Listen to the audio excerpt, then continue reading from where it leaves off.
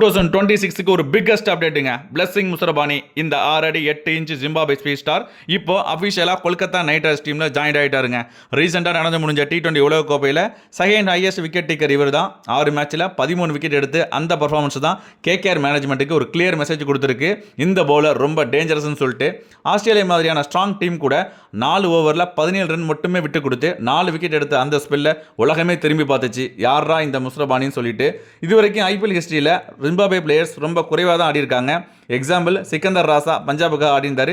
இப்போ முசரபானி ஆடுறாரு. இதில் இன்ட்ரெஸ்டிங் ஃபேக்ட் என்னென்னு பார்த்தீங்கன்னா, லாஸ்ட்டாக நடந்த ஐபிஎல்லில் பார்த்தீங்கன்னா பெங்களூர் ஸ்குவாடில் இருந்தார். ஆனால் அவருக்கான வாய்ப்பு கிடைக்கல. ஆனால் இப்போ சுச்சுவேஷனே வேறங்க. T20 உலகக்கோப்பையில் தன்னை ப்ரூவ் பண்ணிட்டு டேரெக்டாக KKR டீமுக்குள்ளே என்ட்ரி கொடுத்துருக்காரு. இது KKRக்கு எவ்வளோ பெரிய அட்வான்டேஜ்னு பார்த்தீங்கன்னா, பவர் பிளேயில் எக்ஸ்ட்ரா பவுன்ஸ் இருக்கும், மிடில் ஓவர்ஸில் விக்கெட் டேக்கிங் ஆப்ஷனாக இருப்பார், டெத் ஓவரில் அவரோட ரா பேஸ் ரொம்ப ஹெல்ப் பண்ணும். KKR பவுலிங் அட்டாக்கை பொறுத்த வரைக்கும் ஒரு எக்ஸ்பேக்டர் வெப்பனாக இவர் கண்டிப்பாக இருப்பார். T20 வேர்ல்டு கப்பில் ஃபயர் பர்ஃபார்மன்ஸ் கொடுத்த முசரபானி இந்த அப்கமிங் ஐபிஎல்லையும் கண்டிப்பாக அட்டகாசமாக பர்ஃபார்ம் பண்ணுவாருங்கிறதுல எந்த சந்தேகமும் இல்லை. Best of luck Muzarabani. இது போல் எக்ஸைட்டிங்கான கிரிக்கெட் கண்டென்ட் தெரிஞ்சுக்க நம்ம சேனலை சப்ஸ்கிரைப் பண்ணிக்கோங்க. தேங்க்யூ. நான் உங்கள் கிரிக்கெட் வர்ணனையாளர் செந்தில்.